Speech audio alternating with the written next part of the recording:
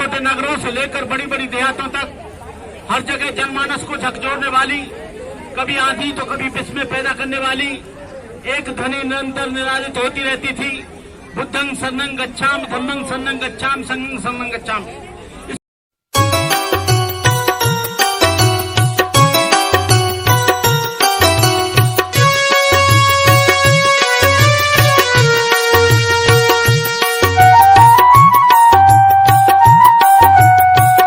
रिश्तेदारों में पूरी तरह से समझाना चाहिए। ये जो बुद्ध क्रांति हुई, ये कोई छोटी मोटी घटना नहीं है। भगवान बुद्ध का वो जमाना था जब छोटे छोटे नगरों से लेकर बड़ी बड़ी देहातों तक हर जगह जनमानस को झकझोरने वाली, कभी आंधी तो कभी विस्मय पैदा करने वाली एक ध्वनि निरंतर निराजित होती रहती थी। बुद्धं शरणं गच्छामि, धम्मं शरणं गच्छामि, संघं शरणं गच्छामि। इस आवाज को बुलंद करने वाले कोई दुनिया से उबे हुए जीर्ण शीर्ण बुड्ढे नहीं, बल्कि नौजवानी की मस्ती में हजारों तरुणों ने अपने जीवन को बुद्ध शासन के लिए अर्पित किया। अपने घर को छोड़ा, माँ बाप को छोड़ा। आज सबसे बड़ी जिम्मेदारी आज हमारे भिक्षु संघ की है। ये भिक्षु संघ को चाहिए जो बुद्ध विहारों में रहते हैं वो अपनी बस्ती में जाकर वो काम करें, समाज को जगाने का काम करें। लेकिन इसका मतलब ये नहीं कि बौद्ध भिक्षु केवल बिहार में पड़ा पड़ा खाता रहे और सोता रहे। लेकिन बौद्ध भिक्षुओं का काम है कि अपनी बस्तियों में, मैं इन लोगों से कहना चाहूंगा, मैं भी एक बौद्ध भिक्षु हूँ। मैं 45 वर्ष से निरंतर 1975 में भंते बना, लेकिन मैं समाज के काम के लिए जहाँ भी होता है। और बौद्ध भिक्षु का काम केवल धार्मिक काम ही नहीं, बौद्ध भिक्षु को सोशल वर्क भी करना चाहिए। बाबा साहब अम्बेडकर ने कहा था कि बौद्ध भिक्षु मिशनरी होना चाहिए। जो बीमार है उसको हॉस्पिटल भेजना चाहिए, जो अनएजुकेटेड है उसको एजुकेशन देनी चाहिए, जो परेशान है उनकी मदद करनी चाहिए। बौद्ध भिक्षु का मतलब ये नहीं कि चीवर पहन लिया और केवल खाना खा के और चीवर पहनकर दान लेकर वो केवल ऐसो आराम करे।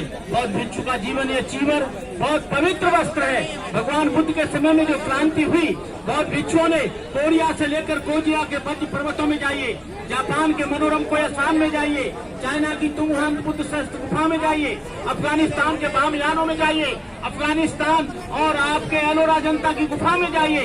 ये सब बौद्ध भिक्षुओं ने काम किया। बौद्ध भिक्षुओं ने जन जागरण किया। बौद्ध भिक्षुओं ने मैत्री और करुणा का संदेश दिया। भगवान बुद्ध का संपूर्ण जीवन दया, करुणा, मैत्री, प्रेम, अहिंसा, बंधुत्व, समदृष्टि और समता से भरपूर था। यदि उनके जीवन की किसी भी घटना को लिया जाए, एक भी श्रृंखला इसके विपरीत जाति दिखाई न मिलेगी। क्या निर्धन, क्या धनी, क्या मूर्ख, क्या विद्वान, उनके प्रभाव में कौन नहीं बहा। करुणा से द्रवित होकर रोगियों की सेवा की, क्षुधार्तों को भोजन दिया, सन्मार्ग दिखाया। आज मैं देखता हूँ कि तथागत का संघ सचमुच एक समुद्र था। उसमें राजा महाराजाओं के सपुत्र थे, राजकुमार युवराज थे, रईसर क्षत्रियों सरदार थे, ब्राह्मण थे, चांडाल थे, शूद्र मधु थी, जिसकी एक एक अदा पर राजा और अमीर लोग लाखों रुपया न्यौछावर करते थे। सुपाक था, कुत्ते का मांस खाता, स्वाति मछरा था, नंदू ग्वाला था, धनिया कुमार जाति से आया था, सुपैया डॉन था जो शमशान से आया था, यह समीर व्यापारी का बेटा था, बिंदा बैसा की लड़की थी, पूर्णदासा पुत्री थी, सांपा शिकारी की लड़की थी, उपाली नाई था, महाकाश्यप ब्राह्मण था, सुनीत भंगी था, जिसने अरहंत प्राप्त किया, महापंडित देवका से चांडाल का बेटा था। लेकिन मैं कुछ दिनों से देख रहा हूँ अब बौद्ध धर्म में भी बड़ी बारीकी से जातिवाद घुसता जा रहा है, मनुवाद घुसता जा रहा है। कहने का मतलब ये है, ये अम्बेडकरवादी बौद्ध है, ये परंपरावादी बौद्ध है, ये चकमा बौद्ध है, ये जाटव बौद्ध है, ये शाक्य बौद्ध है। जब तक इस चीज को, जो मानसिकता के लोग हैं, इस चीज को दूर नहीं करेंगे, तब तक एक ठोस समाज नहीं बन पाएगा। हमारे बौद्ध भिक्षुओं का ये कर्तव्य है कि आपस में जो हमारे मतभेद हैं, समाज में जो व्याप्त कुरीतियां हैं, उनको पूरी तरह से दूर करने का काम करें। हमारे आज हम अपने समाज के लोगों को, जो अम्बेडकरवादी समाज है, उनको मैं कहना चाहूंगा मुख्य रूप से, जो कोई भी बौद्ध भिक्षु आता है उसको मैं कोई बौद्ध भिक्षु की बुराई नहीं कर रहा, उसकी बैकग्राउंड के बारे में जानिए, उसके कैरेक्टर के बारे में जानिए। आज ढेर सारी घटनाएं हो गई हैं जहां पर नौजवानों को, और जो आप पूरी तरह से उनका निरीक्षण करिए, परीक्षण करिए। लेकिन आप तो ऐसे हो, आपने चीवर देखा, आपने सोच लिया भगवान बुद्ध आ गए। आपने चीवर जो बौद्ध धर्म नहीं है, कि जो बौद्ध धर्म है वो करुणा मैत्री है, शील है, सदाचार है, आचरण है, भगवान बुद्ध की पारमिताएं हैं, भगवान बुद्ध का अष्टांगिक मार्ग है, भगवान बुद्ध का पंचशील है। मैं आप लोगों से कहना चाहूंगा कि चाहे कोई भी हो, पूरी तरह से निरीक्षण और परीक्षण करो। मैंने कई एक बार कहा है कि अधिक वृद्ध लोग, ये ऊर्जा का धर्म है, अधिक वृद्ध लोग बौद्ध भिक्षु ना बने। बौद्ध भिक्षु अपने नाती को बनाओ, अपने पोते को बनाओ। जब अशोक से कहा गया कि तुम बौद्ध भिक्षु बनो, तो अशोक ने कहा मैं अधिक वृद्ध हो चुका हूँ, मेरे अंदर ऊर्जा नहीं रही है, मैं चल नहीं सकता, लोगों को समझा नहीं सकता। इसलिए उसने अपने लड़का और लड़की को, महेंद्र को और अशोक को, लेकिन आज तो देखा रिटायरमेंट हुआ, उसको जॉब मिल जाता है, उसको एक पार्ट टाइम काम मिल जाता है। मेरा कहने का मतलब ये है, आप लोग, मैं आज तक 32 वर्ष से कभी मैं बौद्ध भिक्षु संघ का सम्मान करता हूँ, लेकिन मैं कभी संघ के साथ न भोजन करता हूँ न बैठता हूँ। यही नहीं, दिल्ली में कोई भी बता दे कि मैं कहीं जाता, उसका मतलब ये नहीं कि मेरी कोई नफरत है या ईर्षा है। मैं देखता हूँ जब तक पूरी तरह से बौद्ध भिक्षु के लिए ट्रेनिंग नहीं होगी, आज बौद्ध भिक्षु बना, भिक्षुओं के लिए कहीं ट्रेनिंग सेंटर नहीं है। भिक्षुओं को चाहिए कि वो निरीक्षण परीक्षण करके, एनालिसिस करके वो पूरा ट्रेनिंग ले, बौद्ध भिक्षु बने अच्छे काम से। मैं पूछना चाहूंगा, मैं यदि यहाँ पर पूछूं कि कितने लोग सम्यक दृष्टि के बारे में जानते हैं, कितने लोग अष्टांगिक मार्ग के बारे में जानते हैं, कितने लोग सम्यक संकल्प के बारे में जानते हैं, सम्यक आजीविका के बारे में जानते हैं, 7 बोधियों के बारे में जानते हैं, प्रति समुत्पाद के बारे में जानते हैं, तो मैं कहना चाहूंगा बहुत कुछ। मैं ये तो नहीं कहता कि नहीं बता पाएंगे, लेकिन बहुत कम ऐसे बौद्ध भिक्षु होंगे वो प्रचार कायदा करेंगे जब उनको अध्ययन ही नहीं है। मैं परम पूज्य आदरणीय भिक्षु संघ को बड़े विनम्र निवेदन के साथ, अनुरोध के साथ कहना चाहूंगा, ये कोई बौद्ध धर्म हिंदू धर्म की तरह, अन्य धर्मों की तरह धंधा नहीं है। यहाँ पर त्याग चाहिए, यहाँ पर सेवा चाहिए, यहाँ पर भाव चाहिए।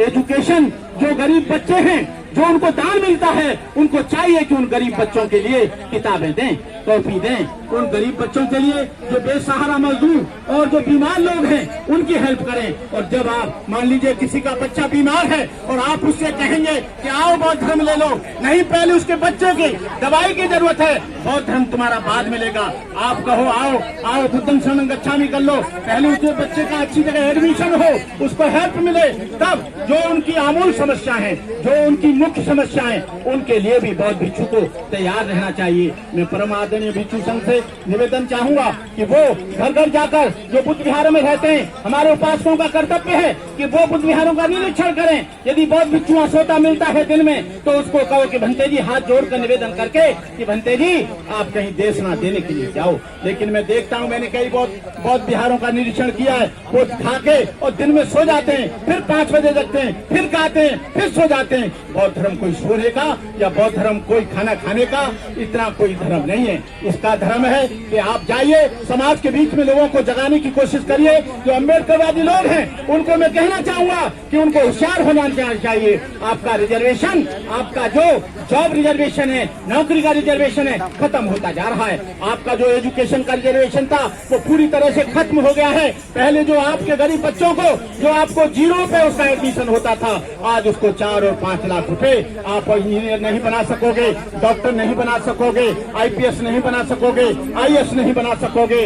आप सोच रहे हो कि आप यहीं पर पहुंच गए, आपकी बहुत उन्नति हो गई। जो आपकी उन्नति 30, 35, 40 वर्षों में हुई है, आप फिर वहीं पर आ जाएंगे। क्योंकि जब नौकरी मिली तो हमारे लोगों को जॉब मिला तो 4 पैसे उनकी जेब में आए, पैसे जेब में आए तो उनका लिविंग स्टैंडर्ड सुधरा, गाड़ियां खरीदी, मकान बनाया, बच्चों को अच्छे स्कूलों में भेजा। जब आपके पास नौकरी नहीं होगी, आज जो कुछ भी 2% और 3% समाज आगे बढ़ा है, वो रिजर्वेशन बाबा साहब डॉक्टर अम्बेडकर के रिजर्वेशन की वजह से बढ़ा है। हम अम्बेडकरवादी हैं, हम जो है कोई ऐसे नहीं आए, पहले हम अम्बेडकर ने हमको पढ़ाया। हम लोग नहीं जानते थे कि बौद्ध धर्म क्या है, हम नहीं जानते थे कि बुद्धिज्म क्या है, लेकिन बाबा साहब डॉक्टर अम्बेडकर ने 14 अक्टूबर 1956 को बुद्धिज्म को एक्सेप्ट करके हमको ये बुद्धिज्म दे दिया। मैं कहना चाहूंगा, आज मैं गया था त्रिपुरा, मैं गया था बंगाल, मैं गया था अरुणाचल, वहाँ पर लोग बड़ी तेजी से बुद्धिस्ट लोग वहाँ पर क्रिश्चियन हो रहे हैं। ये बौद्ध भिक्षुओं का काम है कि दिल्ली में कोई जरूरी नहीं है।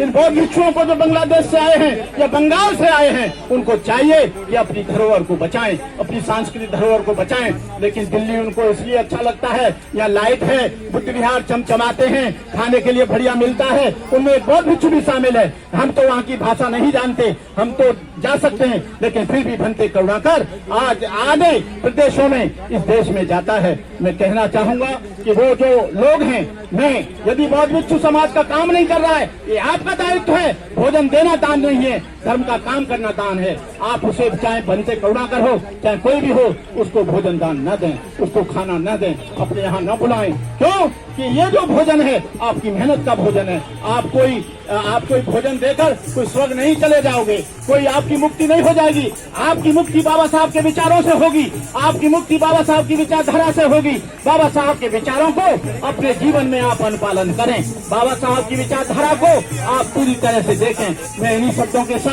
मैं MC